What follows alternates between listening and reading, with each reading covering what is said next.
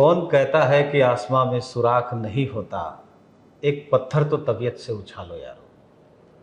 इन पंक्तियों में जीवन का सार लिखा है। कुछ ही साल पहले की बात है जब सीकर शहर एक छोटे से कस्बे के रूप में जाना जाता था, और देखते देखते आज जब सीकर का नाम आता है तो एजुकेशन हब जब कहा जाता है तो हर शहरवासी का सीना गर्व से भर जाता है। इसके पीछे की कहानी क्या है, आइए आज अपन चलते हैं।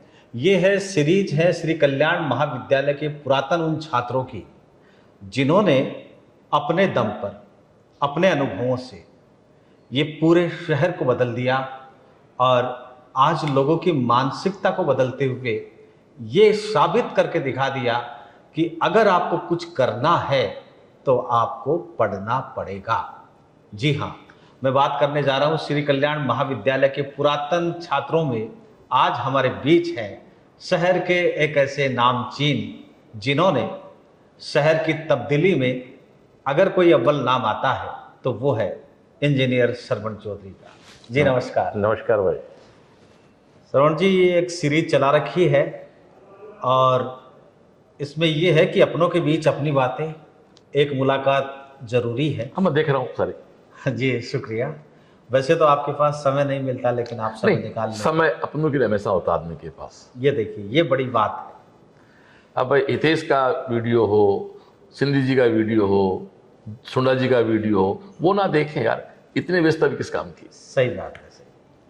तो वो जरा आप अपने दर्शकों को, जो नए लोग हैं, उनको आप बताएं कि बचपन कैसे गुजरा, बचपन के बाद मूंछों की रेख जब आना शुरू हुई, वो एक स्कूटर, और जब अपन यहाँ प्रोग्राम के लिए उनको प्रैक्टिस करवाने के लिए बच्चों के पास आते थे, फाटक जाम लगता था, आप कहते थे यार शमशू ये गांव ही है, क्या करें। आज देखते हैं तो जगह नहीं मिलती, भीड़। तो उन यादों में चलते हैं।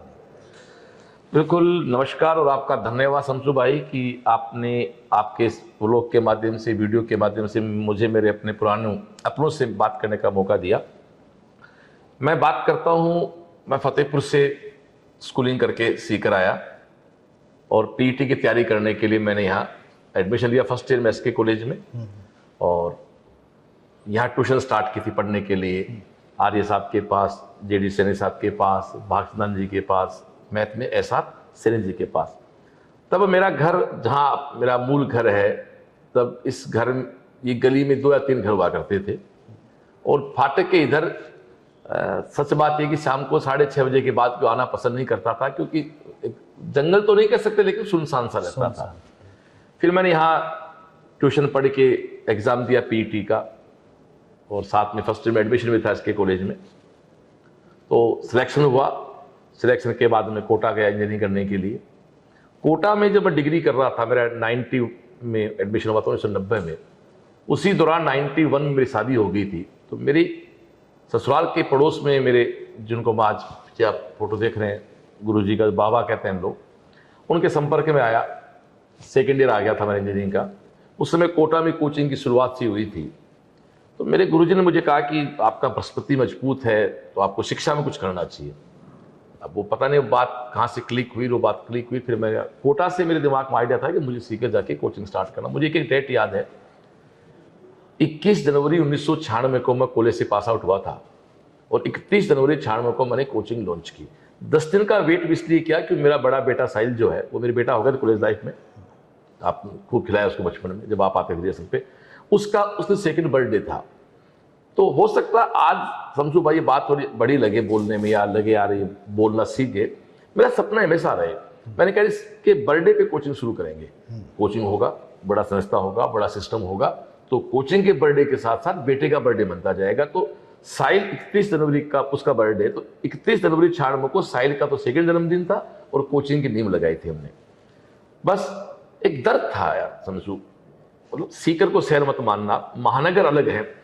इस दुनिया में मुझे नहीं पता लोग क्या मानते, मैं मानता हूँ इस भारत में 2 प्रकार के लोग हैं, शहरी कल्चर और ग्रामीण कल्चर। हम सब ग्रामीण कल्चर के लोग हैं।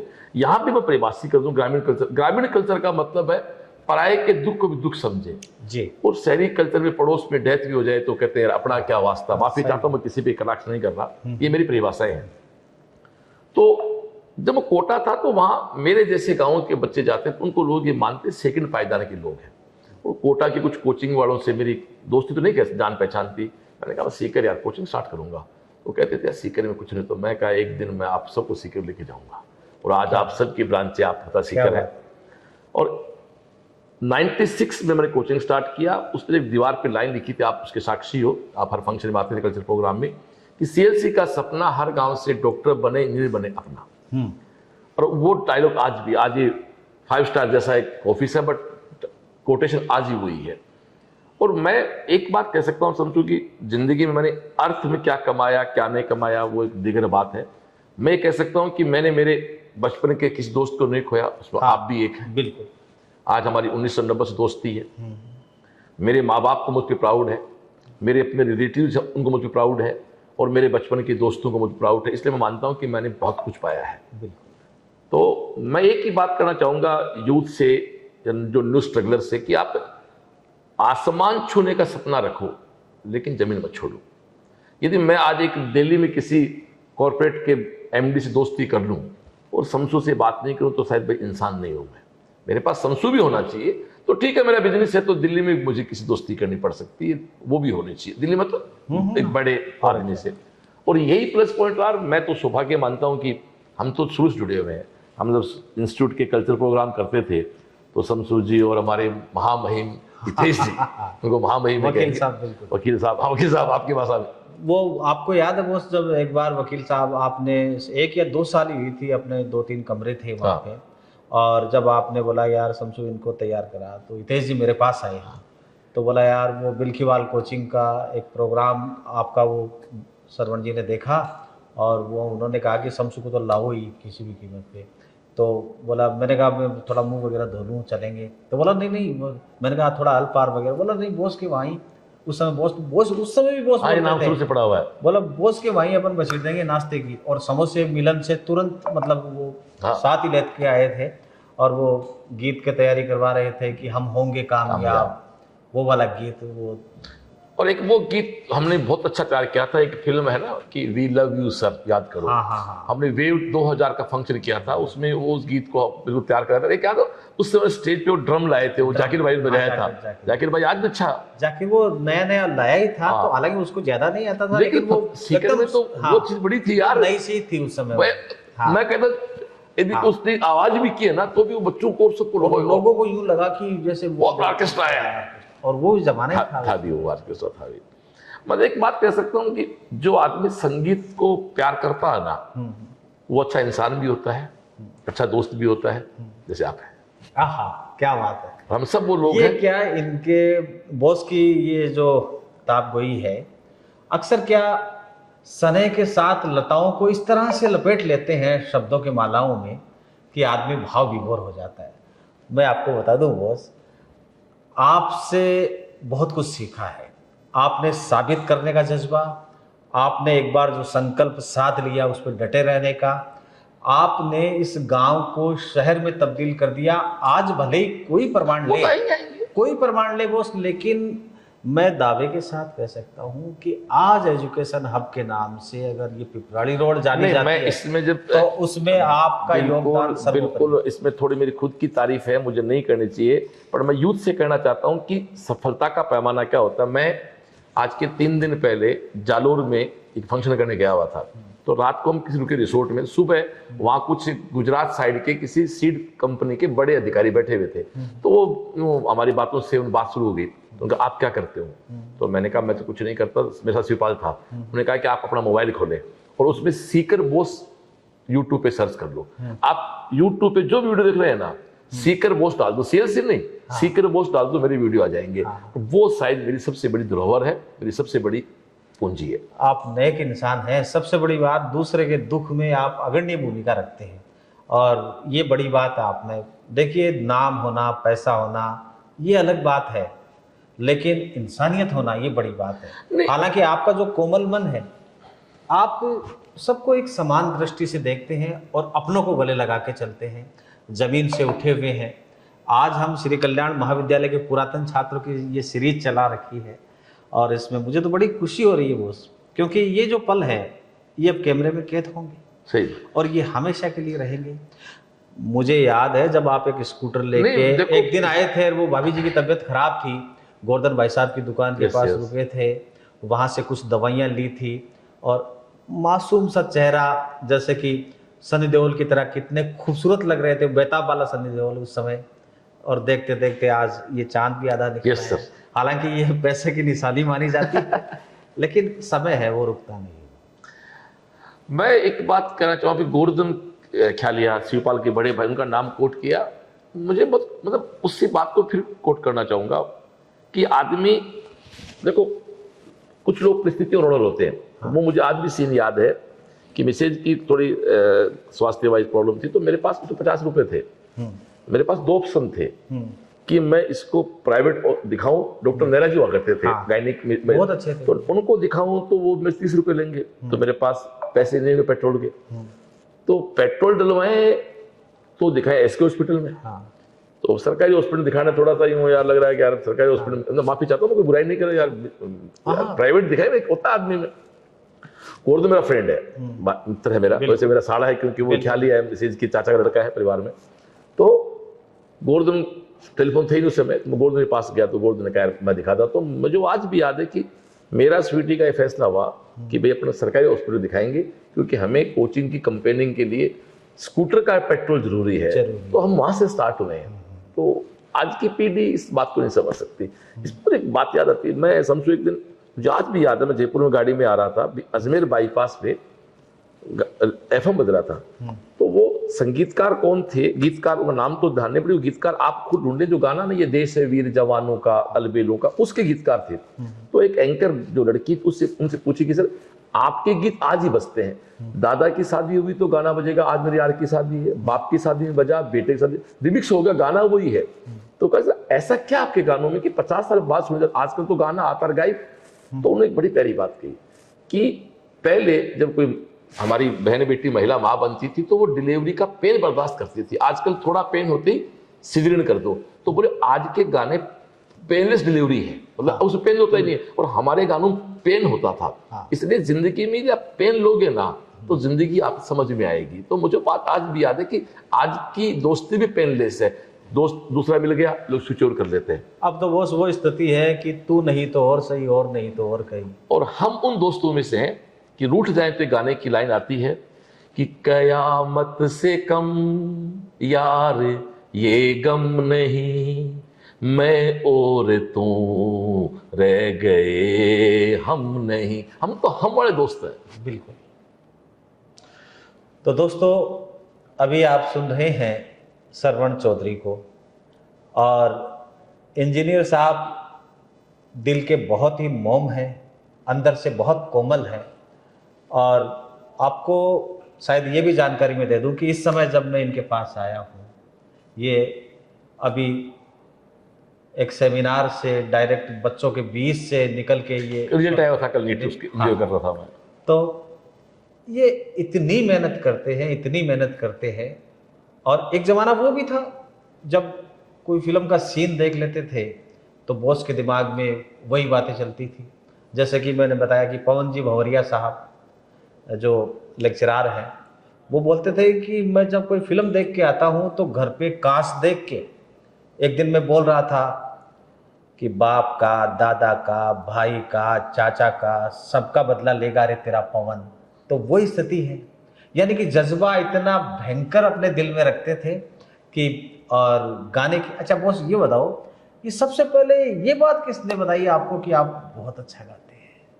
ये बताई नहीं, ये मेरी सबसे बेइज्जती भी हुई है। वो आप लोगों ने की थी। अच्छा। एसके कॉलेज के ग्राउंड पे आपका प्रोग्राम चल रहा था, आप बड़े लोग होते थे, आप हितेश श्रीवास्तव, हम सामने बैठे थे, मैं सज्जन मेरा दोस्त थे, एक उमेश शर्मा, तो मेरे को चढ़ा दिया, तू भी गाया। मैंने इतना बेसुरा गाया कि मेरी इतनी बुरी हुटिंग हुई यार कि मुझे बहुत इंसल्ट फील हुई। उस दिन मैं सोचा कि मैं गाना सीखूंगा यार। नहीं, आप वो एक गीत तो और सारे गीत आपके क्या डेडिकेट दिल से अब तो मैं मेरी आवाज कैसी भी हो चाहे, अब मैं गीत को गाता हूँ एंजॉय के साथ। Enjoy के प्रकाश सिंह माली भी अच्छे मित्र हो गए आजकल आपकी तरफ, वो एक बात मन साथ में अच्छा, ये कलाकार आपके आगे पीछे ये घूमने का वजह ये मतलब कोमल हृदय है या भी वो एक डोल का मिल जाए। तो प्रकार तो शहर के लगभग जो कलाकार है, नई प्रतिभाएं हैं, और सब दोस्त अपने, चाहे बिल्लू हो अपना, चाहे कोई भी हो, सब हो। वो बिल्लू का भाई खत्म हो बेचारे का है ना, वो दौर में बजाता था ना, वो बच्चा खत्म। हाँ, वो मैं जाके भी आया था और पूरा परिवार वाकई दुखी था। हाँ, एक जमाना था देखो बिल्लू का, किस तरह से वो नहीं, एक तो हमें ढोलक प्ले करने में तो देखो, मैं नहीं कहता कोई क्या, पर बिल्लू का वन फर्स्ट वॉइस है मेरी, आज भी फर्स्ट वॉइस है। तो और भी शमशू भाई, मैं एक बात और कहना चाहूंगा कि जो सीरीज आपने छेड़ रखी है ना SK कॉलेज के, इसमें आप और ऐसे पुराने मित्रों से मिला और एक दिन से इनकी मीट करो आप, वीडियो के बाद एक अपील भी करो, एक डेट डिसाइड कर लो 6 महीने बाद, 5 महीने बाद, कि उस दिन सब लोग एक हमारी हम करें गेट टुगेदर, ऐसा कुछ बनाओ प्रोग्राम। बिल्कुल बिल्कुल बिल्कुल करेंगे। ये तो मैंने ये सोचा कि ये स्वांतः सुखाई है, अपना कोई इसमें लाभ या नुकसान वाला तो कुछ है नहीं, बस नहीं, एक लाभ जरूरी है। नुकसान के चक्कर में पड़ेंगे तो हाँ, फेल हो जाएंगे मामलों क्योंकि वो सब्जेक्ट ही नहीं है अपना, वो सब्जेक्ट नहीं है अपना। देखो मैं बताऊं आपको, मुझे नहीं कहना चाहिए, माफी चाहता हूं, हो सकता है कि फिर मैं मेरी बात कर रहा हूं। आपको याद होगा एक दिन आपके बर्थडे पे रात को मैं 9 बजे आपको माला पहना गया था जाट बाजार में, बिल्कुल याद है। तो वो वहां कोई लाभ फायदे, आपका बर्थडे था, हाँ, तो मैं घर बैठा 8:30 बजे, मैंने कहा यार भाई का बर्थडे है, मैंने फोन किया, तो फिर मैं गया। मतलब बात इस तरह का, पुराने दोस्तों के साथ जो मस्ती का आलम है ना, वो दुनिया में कहीं नहीं होता यार, वो मुझे अच्छा लगता है। रात होते ही हितेश जी कई बार बोलते यार श्रवण से तो बात करूं तभी हो, और वो फोन लगा देते हैं। तो ये अपने सब अपनी भाषाओं कहें तो पुराने चावल इकट्ठा करो एक दिन, पुराना चावल और बढ़िया कोई इनका बढ़ाओ, एक दिन कुछ बिरयानी बढ़ाओ बढ़िया वाली, सब मिक्स करो सबको एक दिन, और उसका लाइव करें फिर अपन। अच्छा, कोई संस्मरण आपका ऐसा, कोई दुखी पल ऐसा कि आप जैसे कभी स्ट्रगल करते करते कभी हताश हो गए? हताश की बात तो देखो है कि मैं 53 साल का हो गया, या मत बताया करो, नहीं जरूरी है क्योंकि इसका आपकी उम्र आ जाती है। अच्छा। क्योंकि हम उम्र रहे इसका।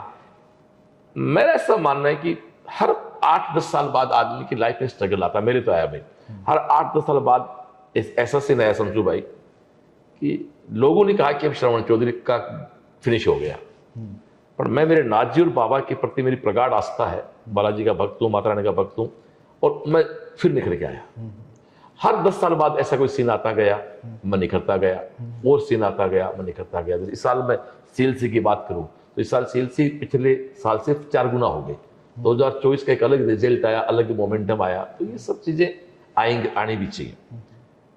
मैं एक बात कह सकता हूं कि आप यदि अपने घर की छत पे अकेले चुपचाप रो लेते हो ना कभी, मैं लिख के दे सकता हूं, वो व्यक्ति जिंदगी में कभी हार नहीं सकता। और ये पल मैंने जिंदगी बहुत बार जिया है। बहुत अच्छी बात की। और उस समय एक बहुत अच्छा सा गाना है जो मुझे अक्सर याद आता है कि तू गिर ही गया तेरी हार नहीं, कि तू आदमी है अवतार नहीं, एक लाइन है तो फिर से खड़ा कर देती आप। वाकई तो वो सब समय भी बिल्कुल आपने समय दिया, आप सेल से आए, मैं भाई आया तो मैं यूनिफॉर्म में था, तो मैंने कहा यार मेरे तो इससे बड़ा कुछ नहीं, मेरे तो सब कुछ ही है। CLC जीवन के साथ भी है, जीवन के बाद भी है। तो भाई ने कहा इस यूनिफॉर्म के साथ, कार्ड के साथ आप वीडियो बनाते हैं, और मैं मेरे भाई का, मेरे मित्र का आभारी हूँ कि आपके माध्यम से, आपके प्लेटफॉर्म माध्यम से मुझे आपसे, मेरे दोस्तों से रूबरू होने का, मिलने का मौका मिला। ईश्वर मेरे भाई को स्वस्थ रखे, मस्त रखे, स्थायी हो, और ऐसे ही गुनगुनाता रहे, ऐसे सीख करके स्टेज का बादशाह है, शहंशाह है, ये बना रहे। इन्हीं दुआओं के साथ इतना कहूँगा, जिंदगी में दुआओं में याद रखना। तो दोस्तों, ये श्रवण जी हैं, आप सभी जानते हैं, इनके मन में सबके लिए प्यार है और दोस्तों के लिए विशेष प्यार है। मुझे बहुत अच्छा लगा, इन्होंने आज बाकायदा जैसे आते ही देखते ही सब कुछ, सारे कामों को निरस्त करके फिर अपने बीच में चर्चा की। अगली बार किसी और के साथ आपसे मुलाकात करेंगे, तब तक के लिए अपना ख्याल रखें, अपनों का ख्याल रखें, और अपनी इस छोटी सी सीरीज के साथ जुड़े रहें, श्री कल्याण महाविद्यालय के साथ, यादों के इन किस्सों में। जी बहुत बहुत धन्यवाद। नमस्कार।